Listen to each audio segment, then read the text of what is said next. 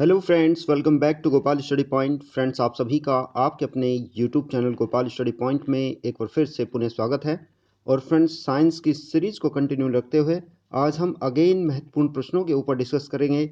और फ्रेंड्स, आपसे रिक्वेस्ट है, यदि आप चैनल पर नए हैं, अभी तक चैनल से नहीं जुड़ पाए हैं, तो चैनल को सब्सक्राइब करके बेल आइकन को ऑन कर देना है सो दैट आपको नोटिफिकेशन टाइमली मिलते रहें। तो चलिए फ्रेंड्स, स्टार्ट करते हैं आज का वीडियो सेशन। और इसमें सबसे पहले नंबर का क्वेश्चन दिया है, समावयवता कार्बनिक यौगिकों का गुण है, दो यौगिक समावयवी कहे जाते हैं जब। तो इसमें ऑप्शंस, चार ऑप्शंस दिए गए हैं। तो इसमें पहला ऑप्शन है अणुसूत्र समान हो लेकिन उनमें परमाणुओं की व्यवस्था असमान हो। सेकंड है अणुसूत्र अलग अलग हो लेकिन उनमें परमाणुओं की व्यवस्था समान हो। एंड थर्ड गिवन समावयवता का संबंध अणुसूत्र संरचना से नहीं है। तो यहाँ लास्ट ऑप्शन है उपरोक्त में से कोई नहीं। लेकिन फ्रेंड्स, यहाँ पर मैं आपको बताना चाहूँगा समावयवता यानी कि आइसोमेरिज्म के विषय में, कि आइसोमेरिज्म क्या होता है। तो आइसोमेरिज्म के लिए हम इस तरह से डिफाइन कर सकते हैं कि ऐसे दो या दो से अधिक यौगिक जिनका अणुसूत्र समान हो परंतु जिनमें परमाणुओं की जो व्यवस्था है वो भिन्न भिन्न हो, तो उस गुण को हम समावयवता यानी कि आइसोमेरिज्म कहते हैं। और ऐसे यौगिकों को हम आइसोमर्स यानी कि समावयवी यौगिक कहते हैं। तो इसमें जैसा कि पहला ही ऑप्शन दिया गया है कि अणु सूत्र तो क्या होने चाहिए, समान हो, लेकिन उनमें परमाणुओं की जो व्यवस्था है वो असमान हो, तो ऐसे गुण को हम समावयवी यौगिक कहते हैं या समावयवता कहते हैं। तो इस क्वेश्चन का जो पहला ही ऑप्शन है वो इसका करेक्ट आंसर होगा। तो अभी हम फ्रेंड्स नेक्स्ट क्वेश्चन की ओर अप्रोच करेंगे। और नेक्स्ट क्वेश्चन है हमारा, समुद्र जल से नमक को कैसे प्राप्त किया जाता है। बहुत ही आसान क्वेश्चन है, आप अपनी नॉलेज के हिसाब से, कॉमन सेंस के हिसाब से इसको कर सकते हैं।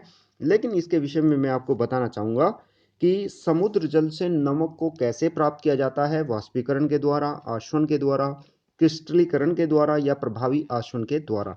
तो यहाँ पर फ्रेंड्स मैं आपको बताना चाहूँगा कि जब समुद्र के पानी को किसी कम गहराई के क्षेत्र में इकट्ठा कर लिया जाता है तो वहाँ का जो पानी है वो धीरे धीरे भाप बन के उड़ता जाता है और सारा पानी भाप बनकर उड़ जाता है। तो इस तरह से जो नमक की एक परत यानी कि लेयर वहाँ पर जमा हो जाती है, उस लेयर को हम मशीनों के द्वारा प्यूरिफिकेशन करके नमक को प्राप्त करते हैं। तो मेनली इसका जो रीज़न है वो है फ्रेंड्स इसका वेपोराइजेशन यानी कि वाष्पीकरण। क्योंकि जब समुद्र का पानी धीरे धीरे भाप बन के उड़ता है तो वो प्रक्रिया क्या होती है, वाष्पीकरण की प्रक्रिया होती है। तो यहाँ पर जो राइट आंसर होगा फ्रेंड्स वो होगा आपका ऑप्शन नंबर ए, यानी कि वाष्पीकरण के द्वारा।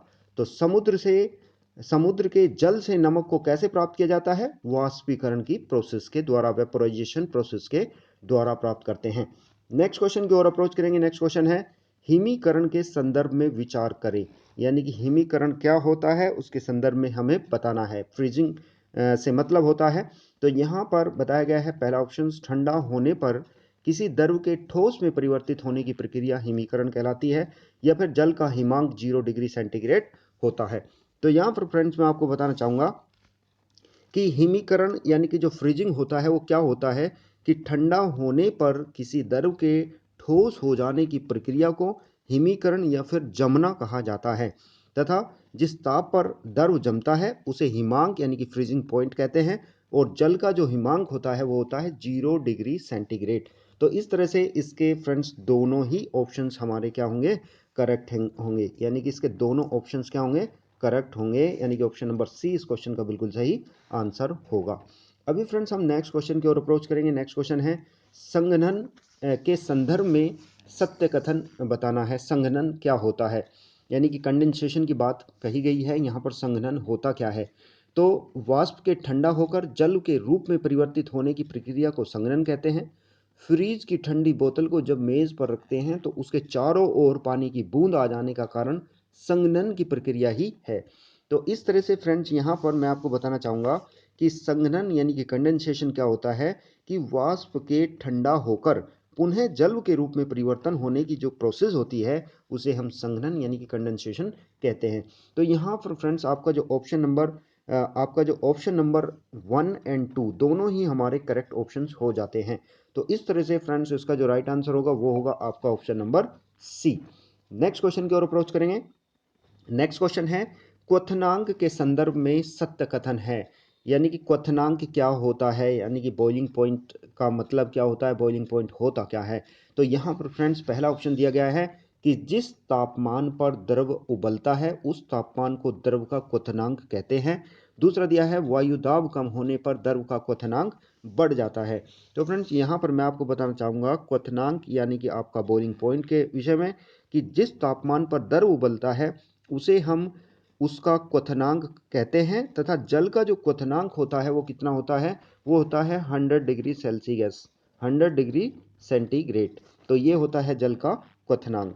और वायुमंडलीय दाब यदि हम कम कर दें, यानी कि कम हो जाए यदि वायुमंडलीय दाब, तो उस समय क्वथनांक भी कम हो जाता है। तो यानी कि यहाँ पर बोला गया है कि वायुमंडलीय दाब कम होने पर क्वथनांक बढ़ जाता है, जबकि क्वथनांक वायु दाब का मान यानी कि यदि हम कम कर दे तो क्वथनांक का मान भी कम हो जाता है। तो यहाँ पर इसका जो ऑप्शंस होगा ओनली केवल ऑप्शन नंबर 1 ही इसका करेक्ट आंसर होगा, यानी कि ऑप्शन नंबर जो हमारा ए है वो ही सही आंसर होगा। तो जो नेक्स्ट यानी कि जो दूसरा पॉइंट है वायु दाब कम होने पर द्रव का क्वथनांक बढ़ जाता है, ये सही नहीं है, क्योंकि वायुमंडलीय दाब कम होने पर क्वथनांक भी कम हो जाता है। तो right answer option number A. Next question की ओर बढ़ेंगे। नेक्स्ट क्वेश्चन है गलनांक के संदर्भ में सत्य कथन है, यानी कि मेल्टिंग पॉइंट के विषय में बताना है। तो मेल्टिंग पॉइंट होता क्या है, तो यहाँ पर सबसे पहले मैं मेल्टिंग पॉइंट के विषय में बताना चाहूँगा कि जब भी यानी कि ठोस को गर्म किया जाता है तो द्रव में बदलने की प्रक्रिया, यानी कि ठोस के द्रव में बदलने की प्रक्रिया को गलन या फिर जिसको हम पिघलना बोलते हैं कहा जाता है। या किसी पदार्थ को जिस तापमान पर पिघलाते हैं उस तापमान को उसका गलनांक कहा जाता है, मेल्टिंग पॉइंट कहा जाता है। और अशुद्धियाँ मिलाने पर गलनांक क्या हो जाता है, कम हो जाता है। तो यहाँ पर जैसा कि ऑप्शन नंबर 1 में दिया गया है कि कोई पदार्थ जिस तापमान पर पिघलता है वह तापमान उस पदार्थ का गलनांक कहलाता है, बिल्कुल सही है। दूसरा है अशुद्धियाँ मिलाने पर पदार्थ का गलनांक कम हो जाता है, तो ये भी आपका ऑप्शन बिल्कुल सही होगा। तो फ्रेंड्स इस तरह से हमारे ये दोनों ही ऑप्शंस करेक्ट हो जाते हैं, यानी कि आपका ऑप्शन नंबर 1 और ऑप्शन नंबर 2 दोनों ही करेक्ट हैं। अब नेक्स्ट क्वेश्चन की ओर बढ़ेंगे। नेक्स्ट क्वेश्चन है सोना चांदी प्लेटिनम को नोबल धातु कहते हैं क्योंकि, यानी कि जो सोना चांदी और प्लेटिनम होती है उसको हम नोबल मेटल बोलते हैं, ऐसा क्यों। तो यहाँ पर पहला ऑप्शन दिया गया है ये भू प्रॉपर्टी में स्वतंत्र अवस्था में पाई जाती हैं। दूसरा ऑप्शन है ये अत्यधिक मूल्यवान होती हैं, और तीसरा है ये प्रकृति में सूक्ष्म मात्रा में पाई जाती हैं, और लास्ट का ऑप्शन है उपरोक्त में से कोई नहीं। तो फ्रेंड्स यहाँ पर मैं आपको बताना चाहूँगा कि प्रकृति में धातुएं स्वतंत्र व संयुक्त दोनों ही अवस्थाओं में पाई जाती हैं। सोना चांदी प्लेटिनम तथा विस्मित जैसी जो धातुएं होती हैं वो भू पटपटी में सूक्ष्म मात्रा में लेकिन स्वतंत्र अवस्था में पाई जाती हैं, इसलिए इन्हें नोबल या उत्कृष्ट धातु कहा जाता है। तो यहाँ पर जो फ्रेंड्स आपका जो ऑप्शन होगा वो केवल option number A he correct है, भू पर्पटी में स्वतंत्र अवस्था में पाई जाती हैं, सूक्ष्म मात्रा में पाई जाती है लेकिन स्वतंत्र अवस्था में पाई जाती हैं। तो इस तरह से इसका जो ऑप्शन होगा फ्रेंड्स वो होगा आपका ऑप्शन नंबर ए, इस क्वेश्चन का बिल्कुल सही आंसर है, कंफ्यूज हमें नहीं होना है। नेक्स्ट क्वेश्चन की ओर अप्रोच करेंगे। ऊष्मा शोषी अभिक्रिया है, यानी कि ऊष्मा शोषी एब्जॉर्प्शन, हीट एब्जॉर्प्शन जो प्रोसेस होती है वो क्या होती है। तो ऊष्मा अवशोषित होती है, नाइट्रोजन व ऑक्सीजन के संयोग से नाइट्रिक ऑक्साइड का बनना ऊष्माशोषी अभिक्रिया का एग्जाम्पल है। तो फ्रेंड्स यहाँ पर मैं ऊष्माशोषी अभिक्रिया के विषय में बताना चाहूँगा कि ऐसी प्रोसेस जिसमें ऊष्मा अवशोषित होती है, एब्जॉर्ब होती है, तो उन क्रियाओं को ऊष्माशोषी अभिक्रियाएं कहते हैं। तो इसमें जैसा पहला है कि ऊष्मा अवशोषित होती है, तो ये तो बिल्कुल सही है। दूसरा क्या है, नाइट्रोजन व ऑक्सीजन के संयोग से नाइट्रिक ऑक्साइड का बनना ऊष्माशोषी अभिक्रिया का उदाहरण है, तो ये भी हमारा बिल्कुल सही ऑप्शन है। तो इस तरह से फ्रेंड्स हमारे दोनों ही ऑप्शंस बिल्कुल करेक्ट है, यानी कि option number 1 and 2 both are correct. Next question की ओर बढ़ेंगे। नेक्स्ट क्वेश्चन है ऊष्माक्षेपी अभिक्रियाओं के संदर्भ में सत्य है, यानी कि ऊष्माक्षेपी अभिक्रियाएं कौन सी होती हैं। तो ऊष्माक्षेपी प्रक्रियाएं क्या हैं, इसमें पहला ऑप्शन है कि इन अभिक्रियाओं में ऊष्मा मुक्त होती हैं। दूसरा है मानवीय शरीर में होने वाली श्वसन की अभिक्रिया ऊष्माक्षेपी अभिक्रिया का उदाहरण है। यानी कि एक्सोथर्मिक जो रिएक्शंस होती हैं वो क्या होती हैं।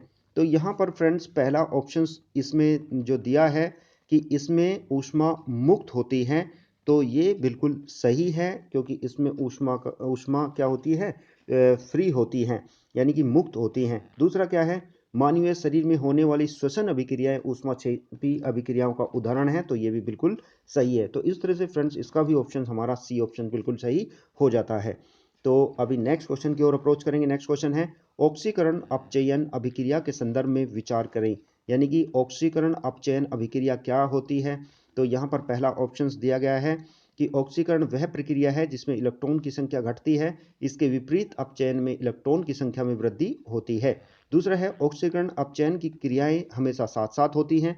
तो फ्रेंड्स यहाँ पर मैं आपको बताना चाहूँगा कि ऑक्सीकरण वह प्रक्रिया होती है जिसमें इलेक्ट्रॉनों की संख्या घटती है। यदि एक परमाणु आयन और या फिर अणु इलेक्ट्रॉन खोता है तो दूसरा परमाणु या आयन अथवा अणु इलेक्ट्रॉन लेकर अपचयित हो जाता है।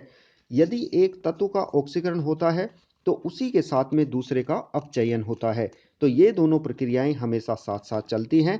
तो ऐसी अभिक्रियाएं जिसमें ऑक्सीकरण तथा अपचयन साथ साथ चलते हैं उन्हें अपौपचयी प्रक्रियाएं कहलाती हैं। तो ऐसी प्रक्रियाएं जो साथ साथ दोनों होती हैं तो उनको अपौपचयी प्रक्रियाएं कहलाती हैं। तो इसमें जैसा कि आपका ऑप्शन नंबर 1 दिया गया है, तो फ्रेंड्स ये बिल्कुल सही आंसर है। और दूसरा भी ऑप्शन हमारा बिल्कुल सही है, क्योंकि ये दोनों अभिक्रियाएं क्या होती हैं, साथ साथ होती हैं। तो इस तरह से इसका राइट आंसर होगा friends option number C. Next question की ओर बढ़ेंगे। नेक्स्ट क्वेश्चन है किसी पदार्थ के 1 मोल में कणों की संख्या होती है। तो फ्रेंड्स ये बिल्कुल स्टैटिक क्वेश्चन के रूप में जाना जाता है, तो इसको हमें केवल याद रखना है। तो किसी भी पदार्थ के 1 मोल में जो कणों की संख्या होती है वो होती है आपकी 6.023 इंटू 10⁻23 कण। 6.023 इंटू 10⁻23 कण, यानी कि आपका ऑप्शन नंबर ए इस क्वेश्चन का बिल्कुल सही आंसर है। ये एकदम स्टैटिक क्वेश्चन है, ये आपको याद रख लेना है।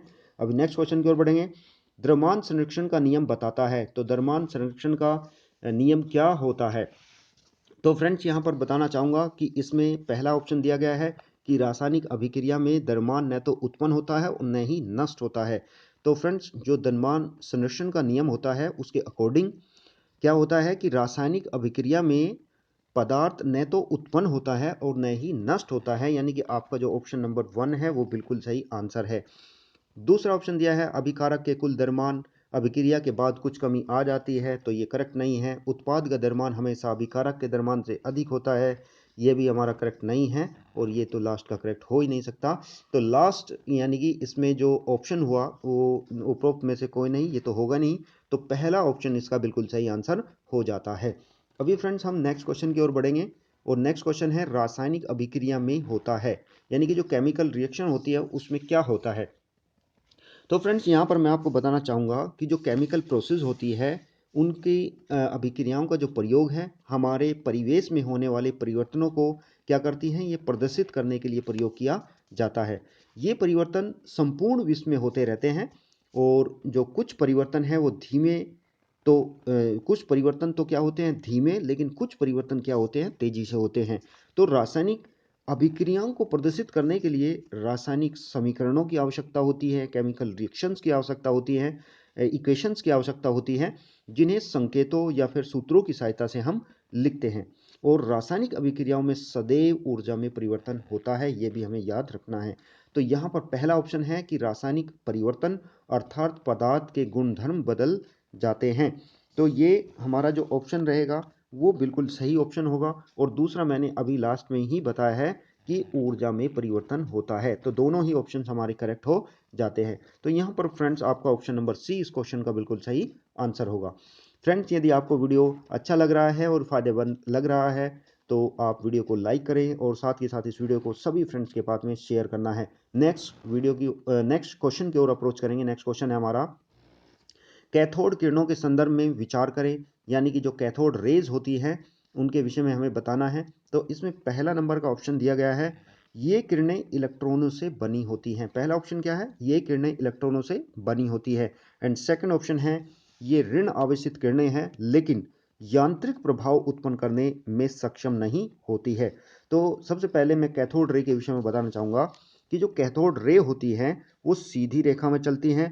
कैथोड किरणें यांत्रिक प्रभाव उत्पन्न करती हैं तथा कैथोड किरणें ऋणात्मक यानी कि ऋणात्मक होती हैं। तो ये बातें कैथोड किरणों के विषय में होती हैं। तो इसमें हमारे ऑप्शंस में दिया गया है, सबसे पहला है कि ये किरणें इलेक्ट्रॉनों से बनी हुई होती हैं। तो ये बिल्कुल सही बात है कि ये किरणें इलेक्ट्रॉनों से बनी हुई होती हैं।